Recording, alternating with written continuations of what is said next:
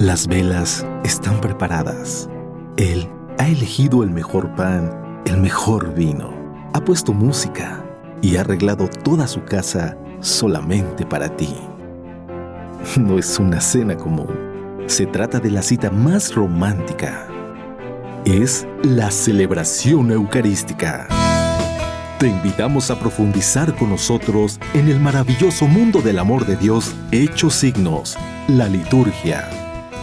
Marta Arellano e invitados serán los coanfitriones en este programa dedicado a descubrir en la liturgia a un Dios profundamente romántico.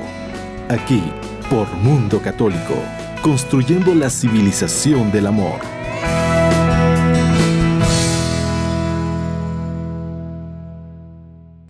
Hola, ¿qué tal, amados hermanos en Cristo nuestro Señor? El título de esta cápsula es ¿qué significa el que me recibe a mí, recibe al que me envió? Sabemos que la penitencia y la confesión son sacramentos indispensables para poder estar unidos a Dios y sobre todo para poder interceder ante las dificultades del mundo. Los primeros cristianos la llamaban la segunda tabla de salvación, después de que por desventura hemos perdido la gracia del sacramento del bautismo. Y creo que pues todos los adultos que fuimos bautizados de niños en algún momento, hemos perdido esa amistad con Dios por errores graves, por egoísmo, por apegarnos a nuestros puntos de vista, a nuestras maneras de hacer las cosas, y la confesión siempre nos da una oportunidad de volver a estar en amistad con Dios. Y por eso es que los invitamos a que ante las dificultades del mundo que se están presentando, hagamos conciencia y busquemos a un sacerdote para podernos confesar y arrepentirnos de todos nuestros pecados, porque todo aquel que tenemos ya uso de razón, estamos comprometidos a confesar todas nuestras faltas. Hay muchas personas que dicen, yo me confieso directamente con Dios. Pues está muy bien que uno le presente ante Dios sus miserias, sus pecados y dificultades. Aquí la pregunta que cabría es, ¿y estás seguro o segura de que Dios te ha perdonado después de que te has confesado con Él? Esa garantía no la da, sino es a través de su ministro por la promesa que Él mismo hizo. Reciban el Espíritu Santo, a cuantos perdonen los pecados les quedarán perdonados, y a cuantos se los retengan les quedarán sin perdonar. El que es ofendido es el único que puede poner las condiciones para otorgar el perdón.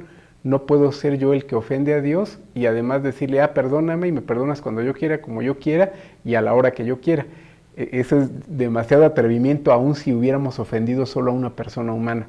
Pero tratándose de Dios, Él pone y ha puesto, ya está en las Sagradas Escrituras, para el buen entendedor va a encontrar con toda claridad la voluntad de nuestro Señor Jesucristo de que los pecados graves que rompen nuestra amistad con Dios solo se perdonan según voluntad de nuestro Señor Jesucristo mismo, expreso en las Sagradas Escrituras a través de un ministro que Él mismo ha instituido y que a veces decimos pues es tan o más pecador que yo, sí, pero Él es el que tiene la potestad para perdonarnos. Y verdaderamente solo Dios perdona nuestros pecados, pero Él ha querido que por medio de los mismos hombres seamos perdonados. Lo vemos desde el Antiguo Testamento con Jeremías, cuando Él dice, les perdonaré sus maldades y no me acordaré más de sus pecados. Sin embargo, todos deben confesar aquellas faltas que reconocen que tienen. Y también tendré misericordia de sus iniquidades y de sus pecados. Desde el Antiguo Testamento Dios recomienda que si nosotros somos conscientes de nuestras faltas, debemos recurrir a aquel a quien Él le dio autoridad para poder confesar esas faltas y quedar limpios de ellas. La lógica de Dios es impecable.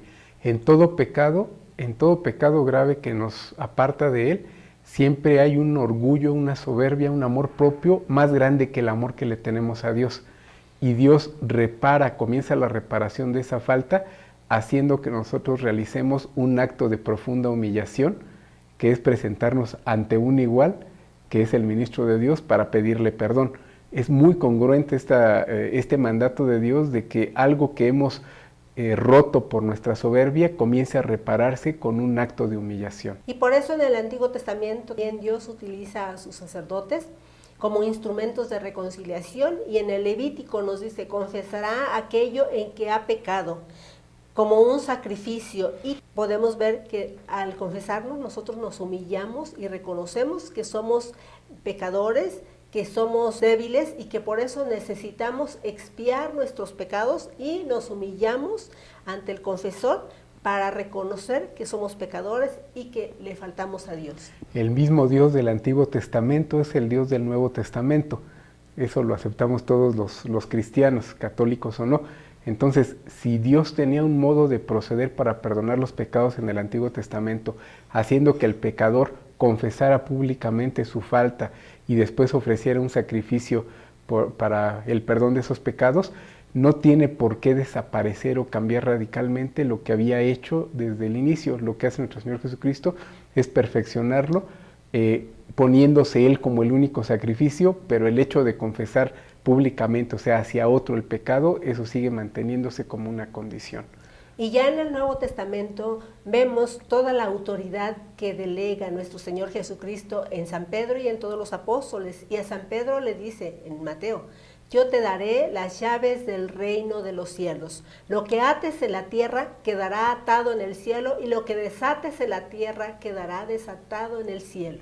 Es una potestad muy grande para un hombre, pero es en la congruencia de la lógica divina la manera como nosotros, a través de la humildad, vamos restituyendo lo que hemos destruido con nuestro orgullo. En Mateo 18 les da el poder a todos los apóstoles y les dice: todo cuanto aten en la tierra será atado en el cielo, y todo cuanto desaten en la tierra quedará desatado en el cielo. Y reciban el Espíritu Santo. A quienes perdonen los pecados les serán perdonados, y a quienes se los retengan les quedarán retenidos en el cielo. Aquí no hay, pues, busquen en todas las Sagradas Escrituras, no hay una justificación, una práctica en la que la persona se confiese de sus pecados directamente con Dios. Tanto en el Antiguo Testamento lo tenía que hacer ante los sacerdotes del templo, como en el Nuevo Testamento ante los apóstoles y sus sucesores, que son los obispos, y a quienes ellos delegan, que son los sacerdotes o presbíteros. Entonces, no hay una demostración que se sustente de la práctica de confesarse directamente con Dios, y en cambio está totalmente sustentada la práctica de confesarse ante un ministro de Dios.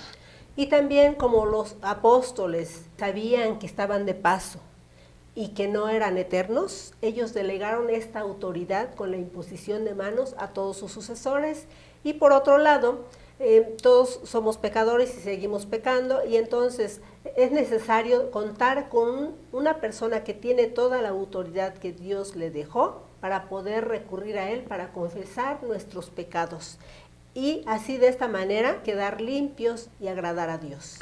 Es bien importante, pues, que en momentos de mucha dificultad, en momentos de mucha angustia psicológica y espiritual, cuando sentimos la depresión, la culpa, las cosas que hemos hecho mal, pues nos acerquemos al medio ordinario que tiene Dios para perdonarnos, que es el sacramento de la confesión, y hagamos un acto grande de humildad diciéndole a Dios: estoy rendido, estoy dispuesto a hacer lo que me pidas, aunque sea presentarme a uno igual que yo, porque esa condición me pones, para poder abrir mi corazón y para que a través de él tú me entregues el perdón. Realmente es un precio muy bajo para obtener un bien tan grande, que es restituir la amistad con Dios.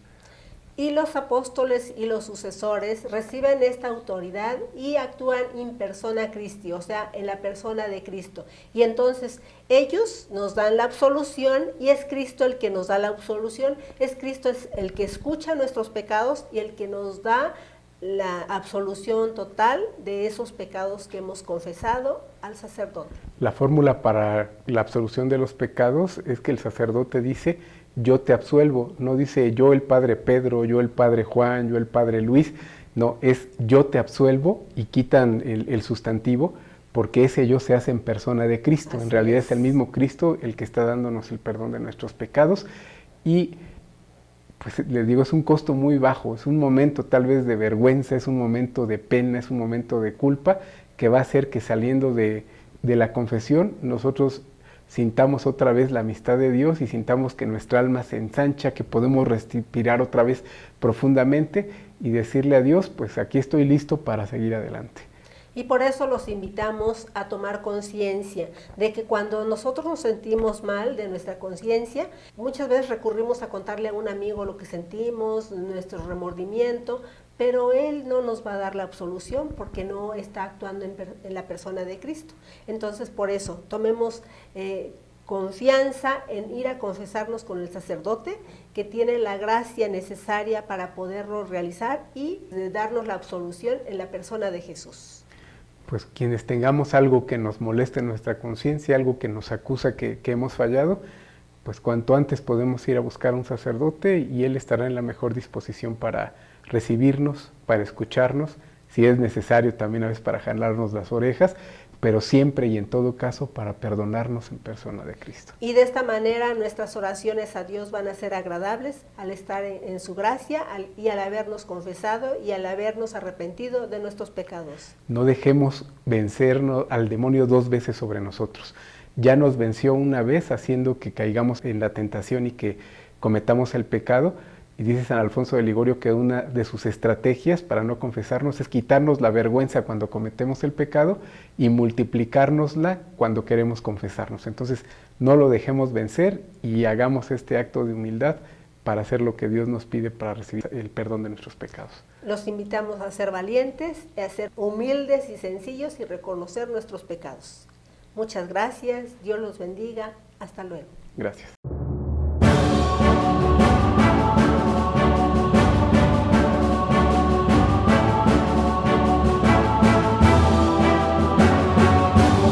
Mundo Católico, construyendo la civilización del amor, presentó